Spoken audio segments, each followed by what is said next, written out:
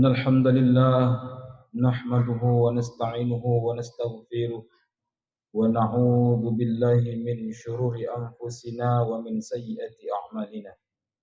من يهد الله فلا مضل له ومن يضلل فلا هادي له. أشهد أن لا إله إلا الله وحده لا شريك له وأشهد أن محمدا عبده ورسوله. اللهم صل على سيدنا محمد وعلى آل سيدنا محمد. أما بعد فيا عباد الله اتقوا الله حق تقاته ولا تموتن إلا وأنتم مسلمون. قال الله تعالى في كتابه الكريم: أعوذ بالله من الشيطان الرجيم. بسم الله الرحمن الرحيم. يا أيها الذين آمنوا اتقوا الله ولتنظر نفس ما قدمت لغد واتقوا الله إن الله خبير بما تعملون. صدق الله العظيم وصدق رسوله النبي الكريم ونحن على ذلك من الشاهدين والشاكرين والحمد لله رب العالمين. Hadirin jamaah Jumat yang dimuliakan oleh Allah Subhanahu wa taala. Kembali kita berucap syukur kehadirat Allah Subhanahu wa taala atas limpahan rahmat dan nikmat yang Allah berikan kepada kita. Pada saat yang mulia ini Allah izinkan kembali kita berhadir di masjid kita yang tercinta ini untuk melaksanakan salah suatu kewajiban yang telah diwajibkan kepada kita selaku umat muslim di dunia, yaitu melaksanakan solat Jumat secara berjamaah.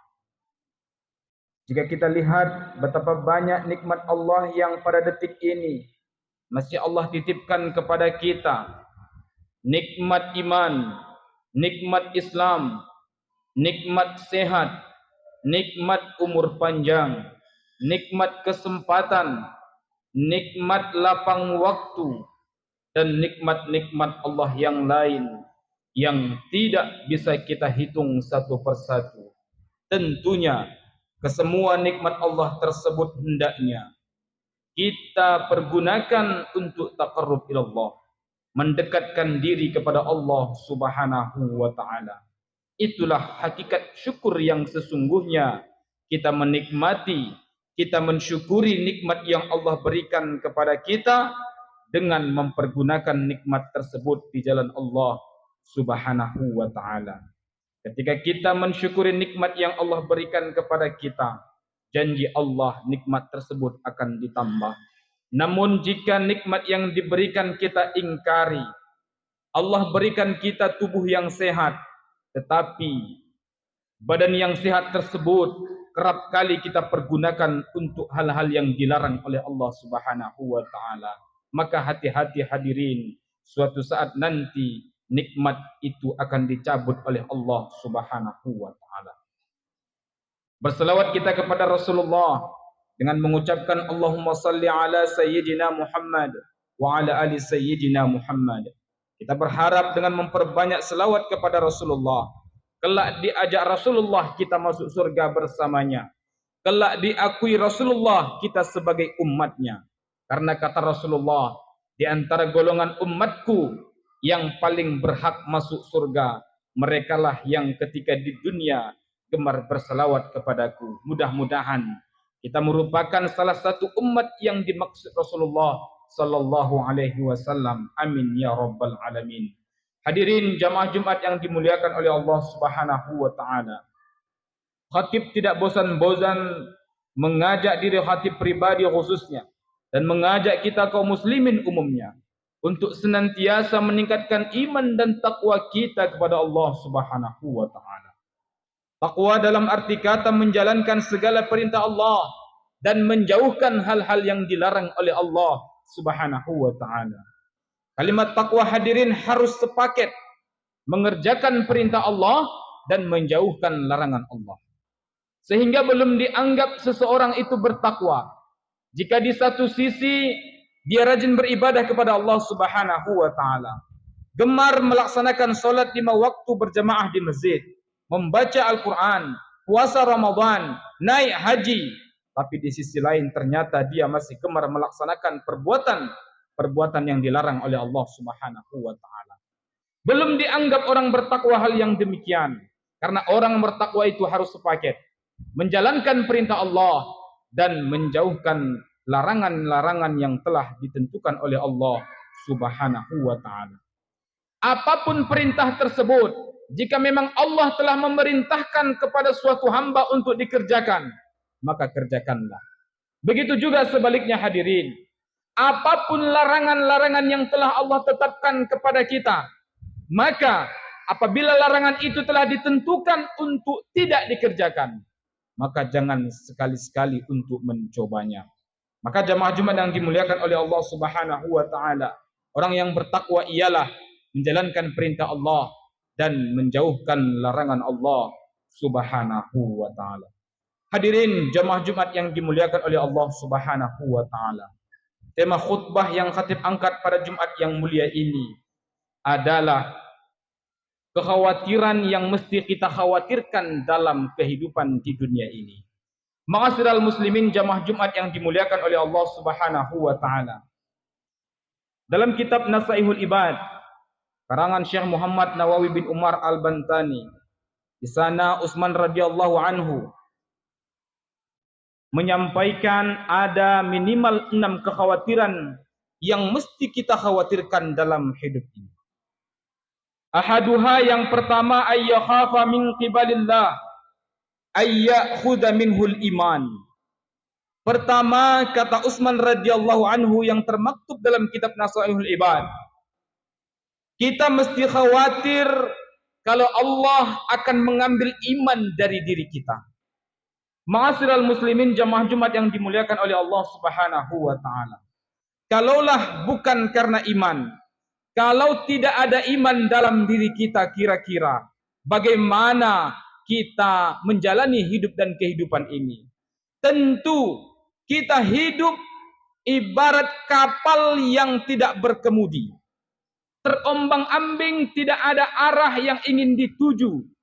Begitulah hadirin jamaah Jumat yang dimuliakan oleh Allah Subhanahu wa taala, kalau seandainya tidak ada iman dalam diri kita. Maka kekhawatiran ini mesti kita pupuk, mesti kita khawatir sekhawatir-khawatirnya kalau Allah mencabut iman dari diri kita.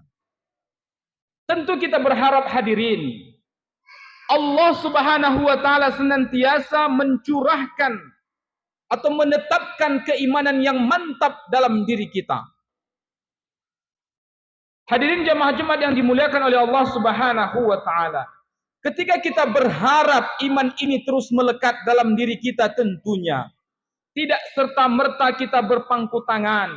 Banyak amaliyah-amaliyah yang mesti kita kerjakan. Di antaranya mempelajari hal-hal yang berkaitan dengan keilmuan, keimanan. Hal-hal yang berkaitan dengan sifat-sifat Allah, sifat wajib bagi Allah, mustahil bagi Allah, jaiz bagi Allah, dan ilmu-ilmu yang lain yang dimana ilmu tersebut mampu menguatkan keimanan kita kepada Allah Subhanahu wa taala. Begitu juga dengan amaliyah yang lain, ibadah misalnya, perlu kita perbanyak dalam hidup dan kehidupan ini agar supaya Allah senantiasa mencurahkan keimanan itu dalam diri kita. Watsani ayyakhafa min qibalil hafazah. Yang kedua, dalam hidup ini kita juga mesti khawatir kepada malaikat Allah yang telah ditugaskan untuk mencatat segala amal perbuatan kita. Di mana malaikat tersebut telah ditugaskan oleh Allah Subhanahu wa taala mencatat setiap amal perbuatan kita, sehingga tanpa satu pun yang tertinggal dari catatannya. Maka jemaah Jumat yang dimuliakan oleh Allah Subhanahu wa taala, kita tentunya mesti meyakini bahwa ada malaikat Allah yang telah ditugaskan untuk memantau dari semua gerak-gerik kita. Ketika kita meyakini hal tersebut hadirin, tentunya kita khawatir kalau malaikatnya Allah mencatat hal-hal yang buruk dalam diri kita. Bagaimana caranya? Tentu ketika kita melakukan sesuatu, ketika kita ingin melakukan sesuatu yang dilarang oleh Allah Subhanahu wa taala, kita mesti mawas diri bahwa ada malaikat yang telah ditugaskan oleh Allah mencatat amal perbuatan kita. Sekalipun hadirin, tidak seorang manusia pun yang melihat, tetapi kita tidak akan pernah terlepas dari pantauan Allah Subhanahu wa taala. Wa thalithu an yakhafa min qibali syaitan ay yubtila amaluh. Yang ketiga, kita mesti khawatir kepada syaitan, di mana syaitan tersebut dapat merusak amal ibadah kita. Hadirin jamaah Jumat yang dimuliakan oleh Allah Subhanahu wa taala. Ketika syaitan barangkali gagal mengajak kita untuk melakukan sesuatu yang dilarang oleh Allah, maka kita juga mesti khawatir dan tetap waspada, hadirin. Kenapa? Karena syaitan itu tidak pernah tinggal diam. Andai dia gagal mengajak kita untuk melakukan perbuatan yang dilarang oleh Allah, maka syaitan pun akan terus masuk menggoda kita dari amal-amal ibadah kita. Dihujamkannya dari hati kita ke dalam hati kita sifat ujub. Apa itu ujub? Merasa bangga, merasa lebih hebat, merasa lebih baik, merasa lebih mulia dari orang lain. Maka hati-hati jamaah Jumat yang dimuliakan oleh Allah Subhanahu wa taala. Warabi'u an yakhafa min qibalil malikil maut ay ya'khudahu. Yang keempat, mesti kita juga khawatir kepada malaikat maut. Kenapa kita khawatir kepada malaikat maut? Kita khawatir kepada malaikat maut kalau seandainya ketika malaikat maut yang ditugaskan oleh Allah Subhanahu wa taala akan mengambil nyawa kita, sementara kita dalam keadaan lalai kepada Allah Subhanahu wa taala. Ini mesti kita tanamkan kekhawatiran, hadirin. Khawatir kita kalau kita dipanggil oleh Allah melalui malaikat Ijrail, sementara kita dalam keadaan lalai dari Allah Subhanahu wa taala, sehingga sering kita lantunkan dalam doa kita.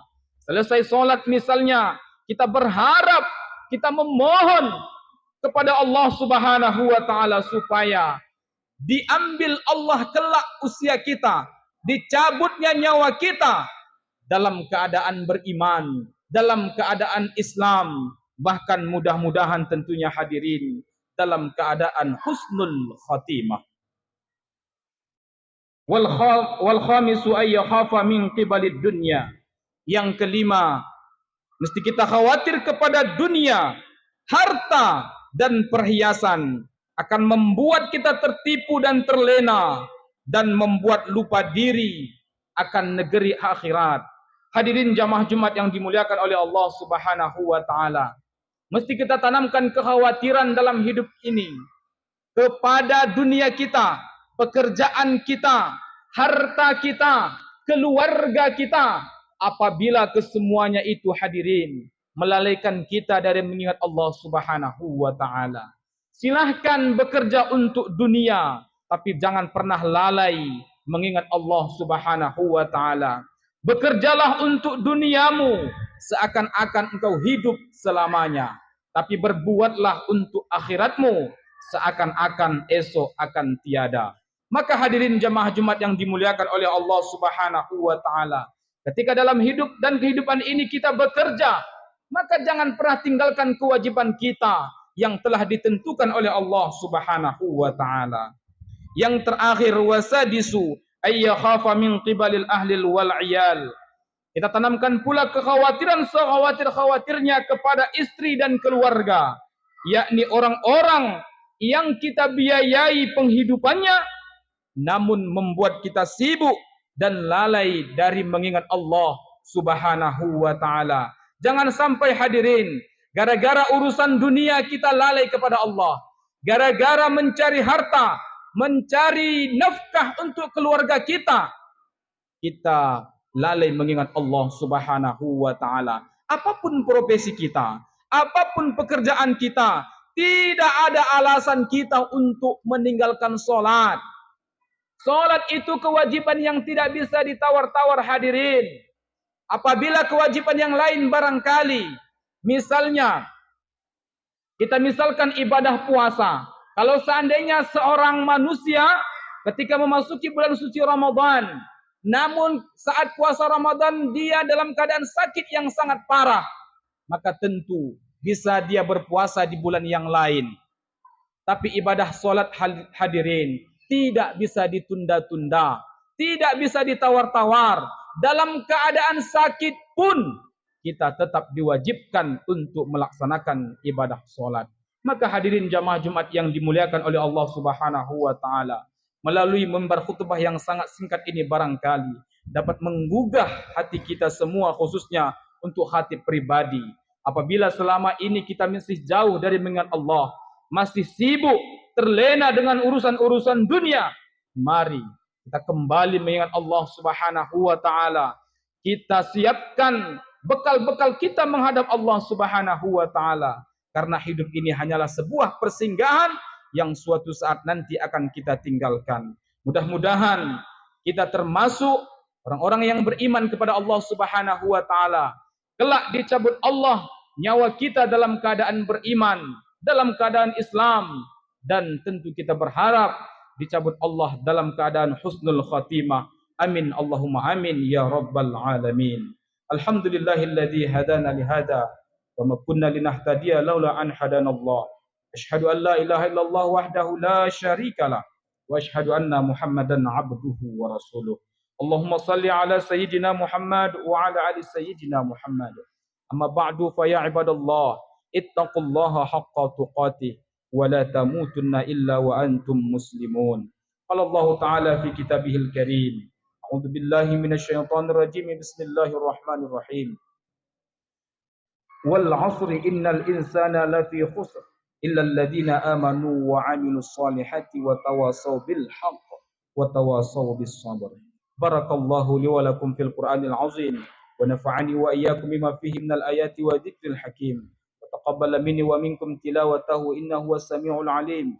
أقول قولي هذا واستغفر الله العظيم لي ولكم ولسائر المسلمين والمسلمات والمؤمنين والمؤمنات فاستغفروه إنه هو الغفور الرحيم.